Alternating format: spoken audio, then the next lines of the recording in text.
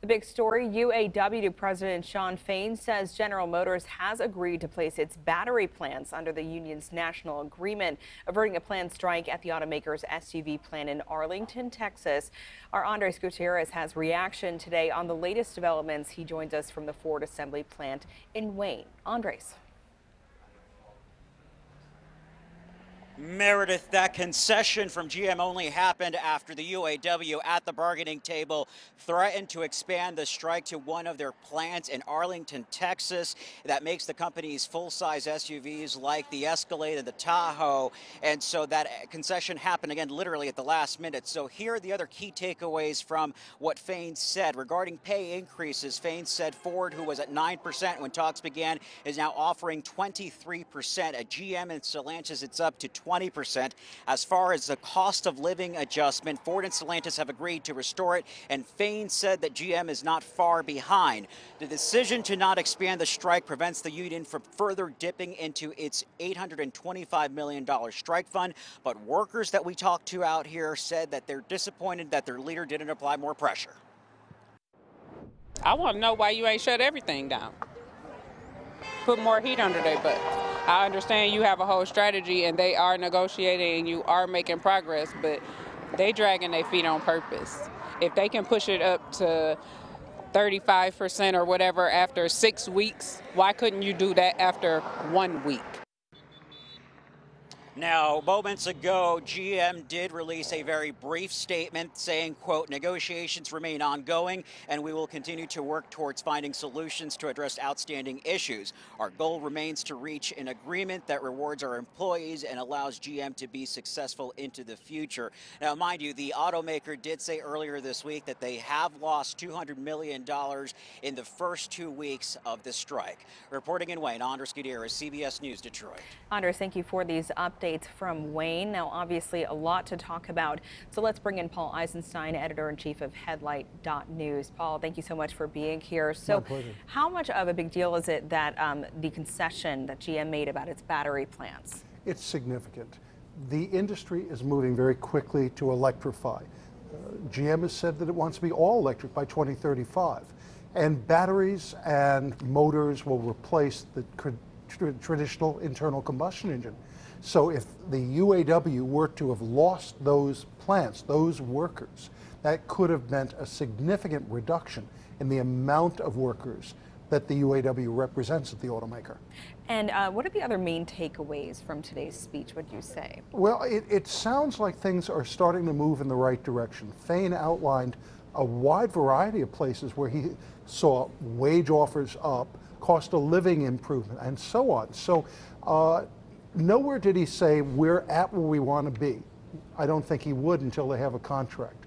But it seems like everything's moving much more smoothly towards an actual settlement than we were led to believe, say, just a week ago.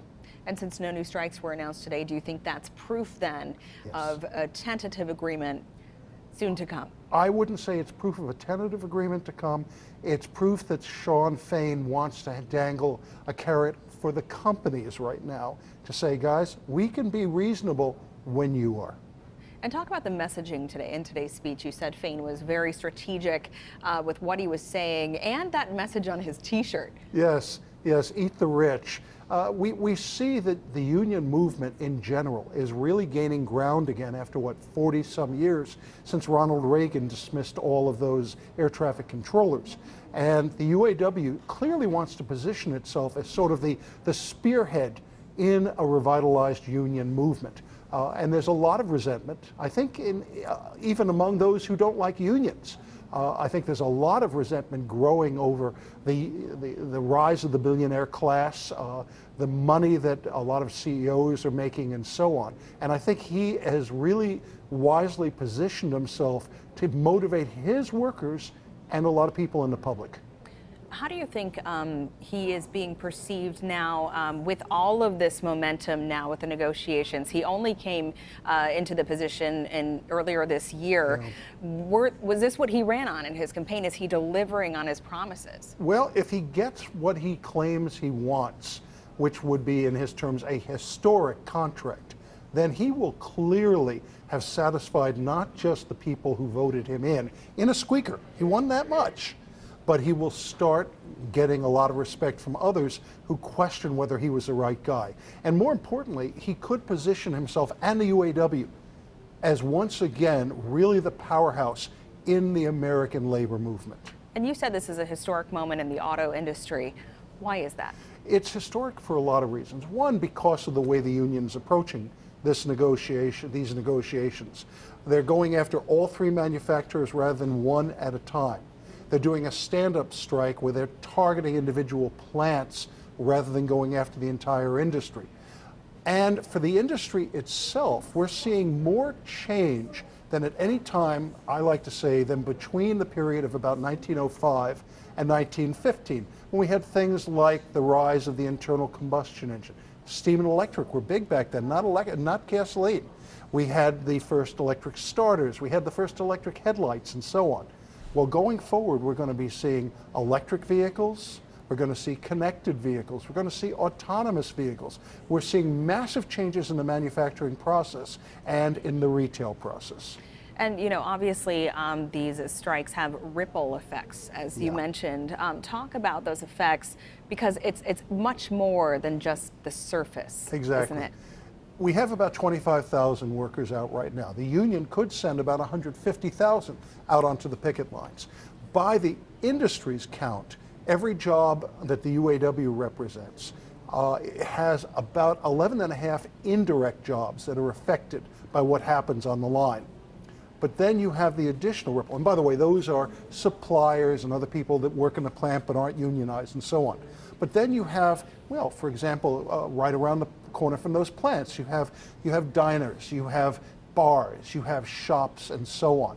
When you add it all up, when you start looking at the ripple effect throughout the economy, the industry is massive. Overall, if you take all auto jobs, including non-union factories run by the likes of Toyota, BMW, Volkswagen, and so on here in North America, it is estimated almost 1 in 7 jobs is directly or indirectly affected by the auto industry. Very, very interesting analysis there. One final thought, Paul. Fain said, you know, we can call more strikes very soon, really soon. We're ready to go. Do you think he's bluffing? No. Oh, you think he's ready? You think he's ready to continue this? I think Fain has been very measured, more than I expected. And the fact that he only went from 3 plants to 38, but those were parts plants, which really have a ripple effect all over the country, down to what your viewers are experiencing, because some of them may wind up not being able to get repair parts very quickly. Then he added 2 more. He's held off right now. He's showing more restraint than I think a lot of people had expected of him. But he has a big toolbox. At any time, he could open up. Well, Paul, thank you so much for your insight today. Thank you.